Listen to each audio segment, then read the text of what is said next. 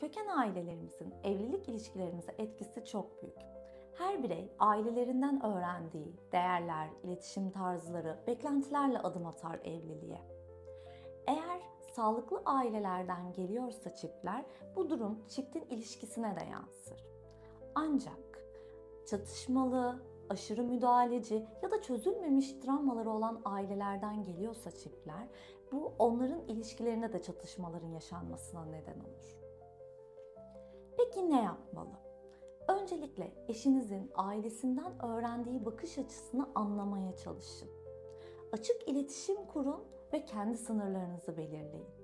Unutmayın, sağlıklı bir evlilik için önce kendi ailenizi inşa etmelisiniz. Kendi ailenizi inşa etme sürecinde profesyonel bir desteğe ihtiyaç duyuyorsanız bizimle iletişime geçin.